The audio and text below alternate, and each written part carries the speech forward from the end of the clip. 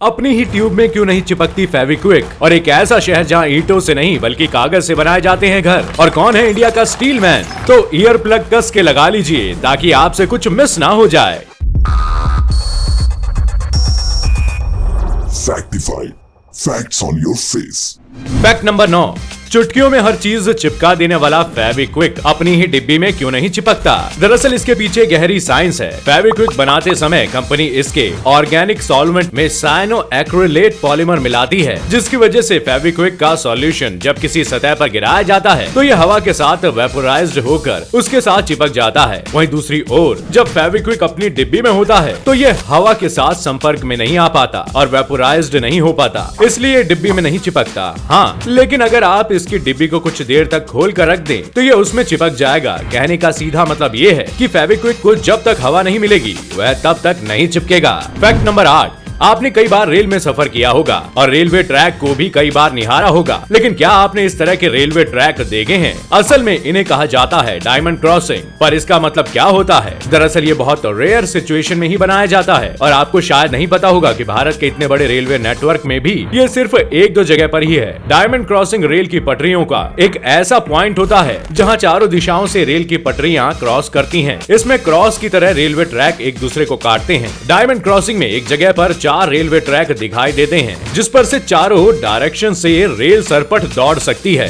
Fact number 7, किसी भी मकान को बनाने के लिए ईंट, सीमेंट और तमाम तरह के मटेरियल की जरूरत पड़ती है और इसकी खपत भी बड़ी मात्रा में होती है। मगर आपको पता चले कि कंक्रीट के इस्तेमाल किए बिना भी मकान बनते हैं तो आप जरूर सोचेंगे कि आखिर ये क्या जादू है। दरअसल जयपुर के आर्किटेक्ट अभिमन्यु और शिल्पी ने कागज की मदद से बनी इमारत बनाकर आर्किटेक्चर की दुनिया में नए झंडे गाड़ दिए हैं। इस खास तकनीक से दीवार बनाने के लिए हनीकॉम्ब सैंडविच पैनल्स का इस्तेमाल होता है, जिसके हर पैनल में रिसाइकल्ड पेपर यूज होते हैं, जिन्हें हेक्सागन शेप में फोल्ड करके सेल्स तैयार किए जाते हैं, क्योंकि इस तरह की शेप सबसे टिकाऊ मानी जाती है। और फिर इन हेक्सागन शेप्ड पेपर सेल्स को प्लाईवुड या सीमेंट फाइबर बोर्ड्स के बीच फिक्स किया जाता है। इस तरह का स्ट्रक्चर साउंड प्रूफ और शॉक एब्जॉर्बेंट तो होता है, लाइट वेट होने की वजह से ये जल्दी से असेंबल भी हो जाते हैं। तो है ना ये एकदम बेस्ट इन्वेस्टमेंट। वैसे इन्वेस्टमेंट से याद आया दोस्तों, अगर आप शेयर बाजार में नए हैं और शॉर्ट टर्म और लॉन्ग टर्म गोल्स में अपना रिटर्न बढ़ाना चाहते हैं तो इसके लिए जरूरी है कि आपके पास एक बेहतर एडवाइजर हो जो आपको क्वालिटी रिसर्च के साथ प्रॉफिट कमाने के टिप्स दे सके और आपके इन्वेस्टमेंट और बिजनेस को आगे बढ़ने में मदद कर सके।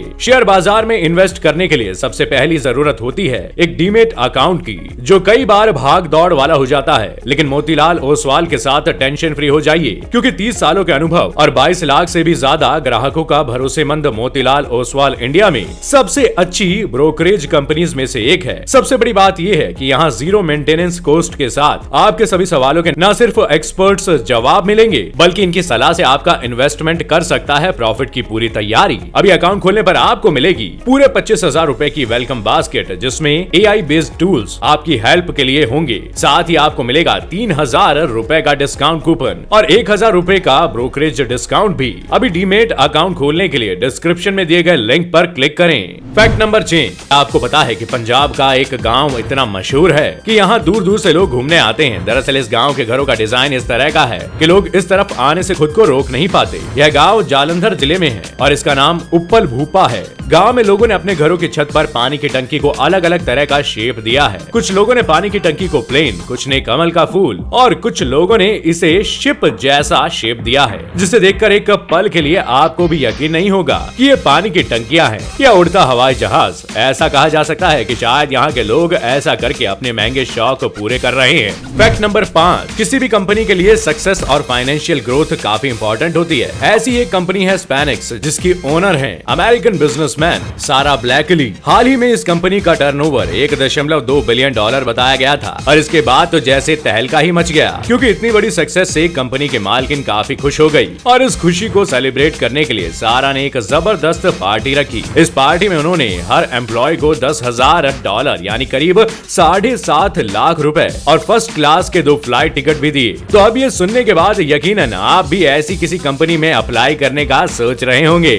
फैक्ट नंबर 4, ये तो हम सब जानते हैं कि बुर्ज खलीफा की गिनती दुनिया की सबसे ऊंची इमारत में होती है। उसके ऊपर खड़ा होना आसान नहीं है, क्योंकि ऊंचाई को देखकर अच्छों के पसीने छूट जाते हैं। लेकिन एक एक्टर ने बुर्ज खलीफा के ऊपर खड़ा होकर लोगों की टांगे हिला के रख दी। दरअसल ये कारनामा हॉलीवुड के 53 साल के एक्टर विल स्मिथ ने किया है। स्मिथ एक सीरीज के लिए बुर्ज खलीफा इमारत के टॉप पर चढ़े थे। ऐसा उन्होंने एक फिल्म की शूट के लिए किया था। इस सीन को तैयार करने में तकरीबन 5 घंटे का समय लगा और बिल्डिंग के ऊपर तक पहुंचने में करीब 1 घंटा 15 मिनट। इससे पहले अमीरात एयरलाइन के एडवर्टीजमेंट के लिए भी एक महिला को बुर्ज खलीफा के टॉप पर खड़ा किया गया था, जिसकी हर तरफ चर्चा हुई थी। अब विल स्मिथ की हर ओर चर्चा हो रही है, लेकिन आप ऐसा करने की गलती मत करना। ऐसा स्टंट जान के लिए काफी रिस्की हो सकता है। फैक्ट नंबर 3, ये बात तो आपको पता ही होगी कि बालों का भी काफी बड़ा व्यापार होता है और सिर के 1 किलो बाल भी काफी महंगे भाव में बिकते हैं। जी हाँ, मंदिर हो या घर, सभी जगह से मिले टूटे हुए बालों को विदेश में बेचा जाता है और इसका भी एक बिजनेस सेक्टर है। हैरानी की बात यह है कि ये बाल हजारों रुपए किलो के हिसाब से बिकते हैं। लेकिन इतने बालों का करते क्या हैं? असल में मंदिर से बाल एक फैक्ट्री तक आते हैं और फिर इन बालों को चमका के बंडल बनाकर विदेशों में बेचा जाता है। और विदेश में नेचुरल बालों का बड़ा कारोबार है, जहाँ इनसे विग बनाई जाती है। इन विग को कई रईस लोग महंगे दाम में खरीदते हैं और जिससे इसका काफी बड़ा व्यापार चलता है। और आपको जानकर झटका लगेगा, क्योंकि ये बाल जिसे आप कंघे में उलझाकर फेंक देते हैं, वो 25,000 रुपए पर किलो के हिसाब से भी बेच दिए जाते हैं। तो अब शायद आप अपने बालों की कदर ज्यादा करेंगे। फैक्ट नंबर 2, हल्की झुर्रियों के साथ गोरा चिट्टा चेहरा, ऊपर शर्ट या टी शर्ट लेकिन नीचे एक टाइट सी स्कर्ट और पैरों में हाई हील्स के शूज या सैंडल कैसी लगेगी? जरा सोचिए। असल में 61 साल के अमेरिकी मार्क ब्रायन की दुनिया भर में यही पहचान है, क्योंकि पुरुष होते हुए भी उनका आउटफिट महिलाओं की तरह है। दक्षिण जर्मनी के रहने वाले मार्क शादीशुदा हैं और 3 बच्चों के पिता हैं, पेशे से मैकेनिकल इंजीनियर और एक व्यस्त मॉडल भी। चौंक गए ना? असल में मार्क पिछले 5 साल से हाई हील और टाइट स्कर्ट के फैन हैं। उनके पास ऐसे आउटफिट्स का खासा कलेक्शन है। वे हर हफ्ते किसी न किसी शूट के लिए व्यस्त रहते हैं। हाई हील और स्कर्ट में अपनी फोटो वे अपने इंस्टाग्राम प्रोफाइल पर पोस्ट करते रहते हैं, जहां उनके 5.94 लाख फॉलोवर्स हैं। और यही वजह रही कि साल 2020 में उन्होंने सोशल मीडिया पर अपनी तस्वीरें पोस्ट करनी शुरू की और फैशन जगत में उनका सिक्का चल पड़ा। शायद इसीलिए वो ब्रांड्स के लिए मॉडलिंग करते हैं और कई फैशन मैगजीन में उनकी तस्वीरें आती रहती हैं।